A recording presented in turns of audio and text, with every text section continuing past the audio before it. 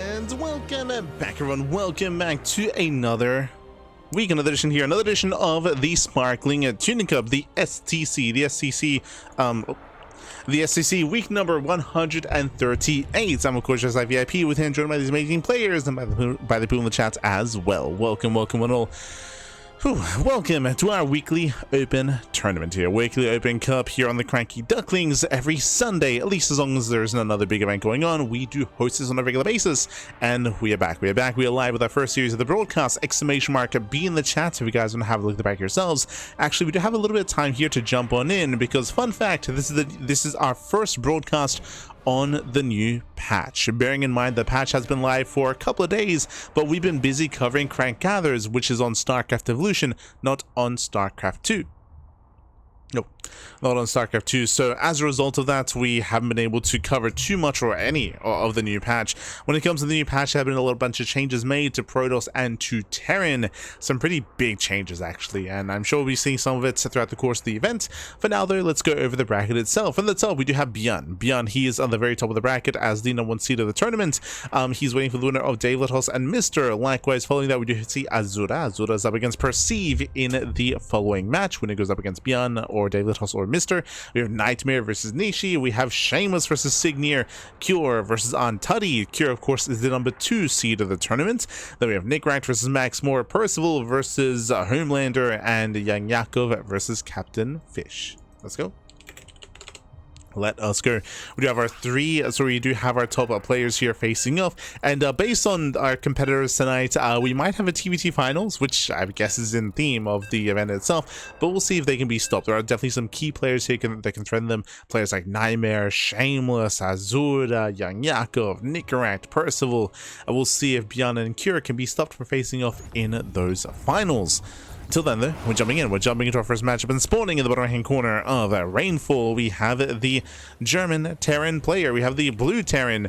Oh, representing the Planet Heroes, it is a Captainfisch.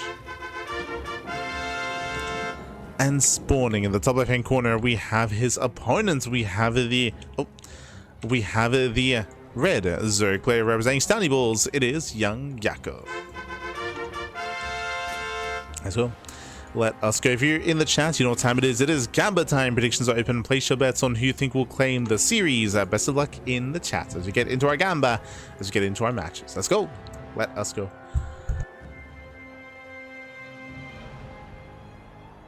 Here we go as we are getting into our first series here of the broadcast. Coming into this here, again, when it comes to some of the changes that have been made, the CC is now much cheaper, of course. The Ghost now does provide less supply, and we do see an increased cost of Planetary to help compensate a little bit, but a bunch of changes were made. We actually haven't really discussed the changes ourselves yet. The podcast is still a ways away, and we didn't have like an emergency kind of like review or like hotfix or new patch kind of stream. It's fine. I can wait until the next. We can wait until the podcast. It's fine. But yeah, it's definitely it's an interesting take. We've been quite vocal about this, but a big reason for it is, of course, they are not willing to revert the worker changes, so they're trying to kind of band-aid and fix that instead. And in doing so, they have attempted to kind of adjust the early game for Terran.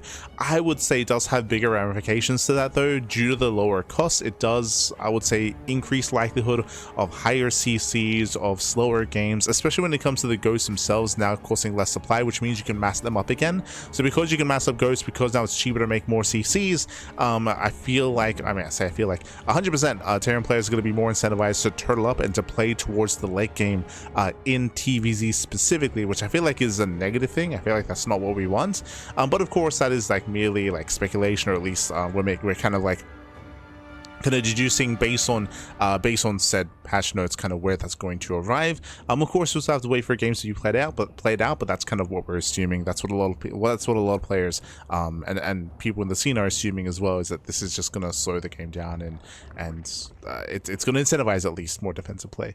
But we'll get into it. Until then, though, we're going to be getting into our initial opener Fast Roach one, Roach all in. Yakov is going for an early Roach rush here. Meanwhile, Captainfisch, he did open up with our 2-racks bio setup into what looks to be a 2-1-1. Unfortunately, because of this, what does this mean? No Reaper Scout. 0 Reaper Scout here out of Captainfisch. He does confirm the late expansion, so he has some idea of what's going on, but he does not reconfirm in the main. The SCV is gonna fail to scout. Oof, fails to scout the main base as well, so 0 vision, 0 scouting out of Captainfisch. The Roach rush is coming, and Captainfisch has 0 idea because of the build. And he's going for a faster. Oh, he's going for a 3cc 2-on-1. Hyper greed out of Fish. This means no bunker, no factory, no Hellions, no Cyclones, no defensive tanks, no tech lab into Marauder response, nothing. It's going to be vanilla Marines, and honestly, if YoungYakov went for the all-in, he would kill. He's not all-inning. He's going for a Roach rush, and you can see here, he's droning behind this. But if he had just kept rallying across the map, he just wins the game, to be honest. He just wins the game. This will still find some damage nonetheless, don't get me wrong. We'll see how much damage before it is deflected, if at all. So here we go. He does waddle in. Yeah, does waddle in. Does try to focus on the first add-on here. Marines do focus on one of the Roaches. But again, the add-ons of the Devo should be under fire. Marines shouldn't really be able to stop this. Oh, catching at 1 Marine already. Catching at 1. So thankfully, Captainfisch is not supply block. We do have a bunker attempted to be on the way. Is going to be denied. You can see the army slowly making its way through here. Once again, just getting on top of those add-ons. Getting some Marine. Gets 1. 1 Marine goes down to 4. Ooh. Up to 5. Oh, Marines are being focused down. One after the other. Boys are being pulled. They come with this around the pile. Ooh, doesn't connect. Thankfully not, but despite that, every Marine falls. Yeah, every Marine goes down. GG gets called. Game-ending damage in YoungYakov. He will take game number 1. GG. Whew. And GG, well played, YoungYakov. He'll take a lead in the series. Again, unfortunately, because of Captainfisch's build, he had 0 vision. 0 vision, 0 scouting. Again, it's due to the design of the build itself. I would argue that was when the SCV got across the map and saw the late expansion, we needed that worker to go into the main base. We needed that further dive into the main base. Even if the SCV is killed, it's worth it to try to get an eye on the gas timing and on the pool timing, and potentially even on the further tech timing, whether it's a Bane bust, whether it's a Ling Flood, whether it's a Roach all in, to get some to get an idea to throw down some bunkers early on, start your setup and start your response earlier on. Not go 3cc as well. Remember, this was a 3rd cc after the 2nd racks, so just hyper greed here from our players, and with that, GG. Let's go. We're getting into game number 2. We're jumping to game 2. Game 2 is going to be on Attorney's Edge. Again, we're going to be loading into a bit of a larger map this time, so aggression is not going to be as favored. I should also emphasize that Rainfall has a very short rush distance by ground, so these all-ins or this early aggression does hit faster than normal on otherwise larger maps. So this map is a little bit longer. It does give players a little bit more time, but again, scouting is going to be paramount more than anything here in this series. As spawning in the bottom right-hand corner of Attorney's Edge, we have the German Terran player. We have the blue Terran. For the Platinum Heroes, it is Captainfisch. And spawning in the top left-hand corner, we have the red Zerg player. The red Zerg player himself representing Stouty Balls, it is YoungYakov. Let's go.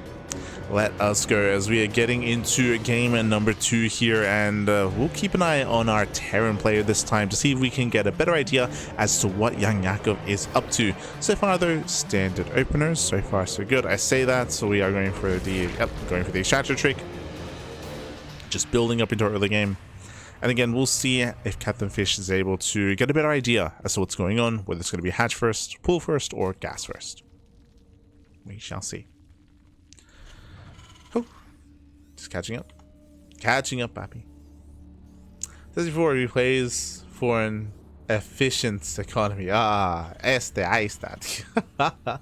I see what you're an animal, Pappy. You're an animal. Ahí está. Just catching up.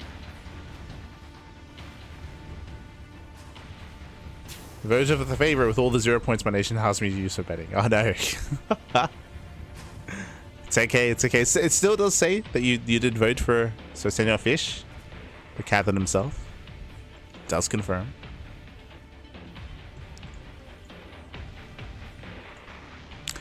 From here, though, it is going to be hatch first, hatch a pool opener into a later gas geyser. So this time a much more economic start out of YoungYakov, even going for a delayed gas just to delay link speed, delay tech, higher chance it does get into roaches in the mid game here. But overall, Captainfisch has much less to worry about. Meanwhile, is going for a much more standard opener this time. SCV Scout into Reaper into Expand, this time no 2 racks. So Captainfisch was kind of scared off his more quirky build he attempted in game 1 into a much safer build. I would have said that the 2 racks 3CC build would have been better here on at Attorney's Edge, but again, now we've kind of reverted to something more standard, something more tame from Captainfisch.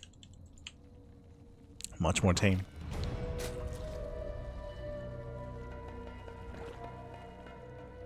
Let's do poke out. Getting an eye what's going on. This time Captainfisch does scout the main base, so it does confirm the gas, the pool, the hatch timing as well, and again should be feeling much more comfortable. As we do follow up with the factory against it follow-up, Reaper does arrive, does poke in, Lings that should pop out just in time to defend, and YoungYakov, he will zone away. Zone away the Reaper.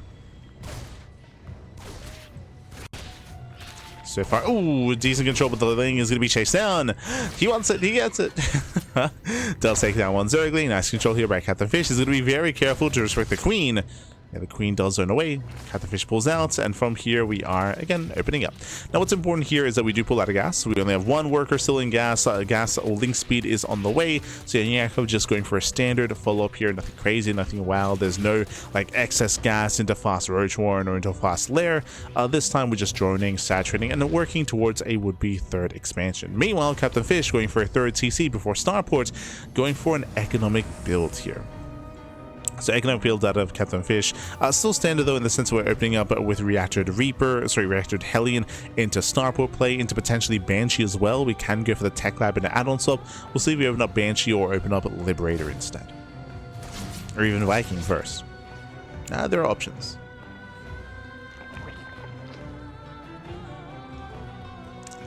Are going to be options.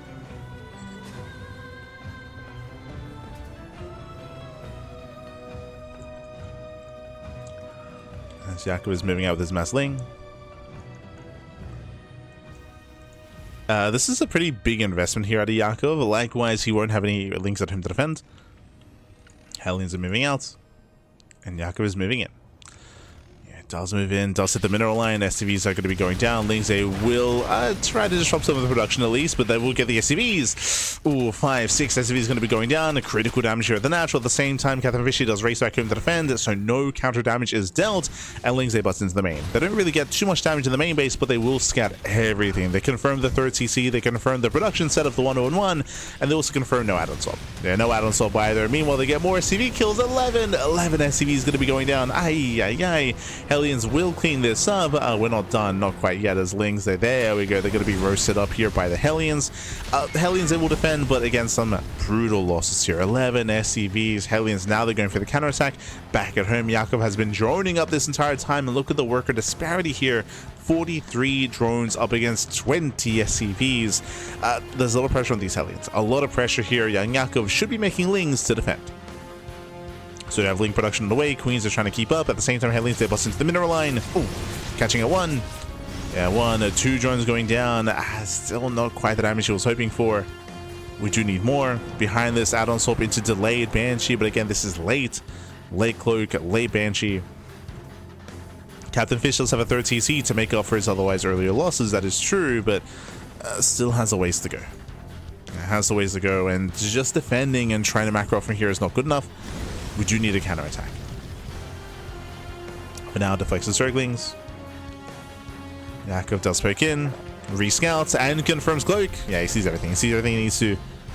Does confirm Cloak. Back at home, Spores are now being thrown down. Spire as well, going into Mutas. We're going Muta back. I mean, hey, that's a secure way to shut down the Banshees, but to get even more than that.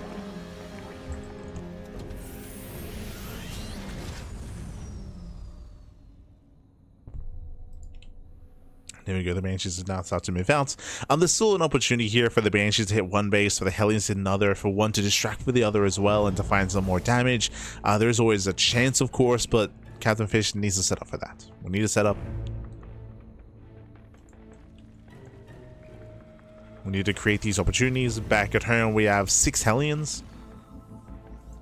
And we are starting that bio transition. Stem is on the way, extra axes, double eBays, upgrades. Yakov, in the meantime, is up to 3-base saturation. 66 drones, 3-base saturation, 4th base now on the way. And again, we're just waiting for the Spire. Waiting for the Spire, and then we can just embrace that air control, that map control, shut down any kind of drop play, or ideally these Banshees. First Banshee does move in, does hit the 3rd. Spore is in position, so is the Overseer. Overseer as well. Ooh, no, they surround. They surround the Hellions. GG gets called. GG gets called, and YoungYakov, he will claim the series 2-0. GG. GG, well played, YoungYakov. He will claim a said series. Again, Captainfisch had a very rough game number 1, where he was caught with his pants down by an all-in. Here in game number 2, we did have a bit of a more comfortable early game, that is true, up until the Ling Flood. Unfortunately, Lings, they got into the bases. If you remember, 11 SCVs. 11 SCVs were killed. Not just that, but the build was delayed because of the chaotic defense, and we got a full scout as well. It was a brutal start there from Captainfisch, so he was playing from behind, and from there, he tried to recover. Of course, had potential with maybe some Banshee harass or Hellion harass. Banshee was deflected, and Hellions got surrounded. GG. GG, well played with that. Congratulations, YoungYakov. He will claim the series. He will advance on into the next round. But a shout out to Captainfisch for showing up again after a long hiatus. Again, Captainfisch, he's been of course focusing on his IRL career, has had less time to devote to StarCraft as of late. So we have been seeing much less of him, so great to see his return. Captainfisch. GG. GG. Well played. As YoungYakov does advance on into the next round, where he's waiting for his next opponents. Oh, let's catch up. Let's catch up on the bracket. And meanwhile, big shout to Captainfisch. Thank you so much for the raid. Thank you so much. Hope you had a great stream. Hope you had a great time, of course. Again, welcome back after a long hiatus. Captainfisch. Welcome back.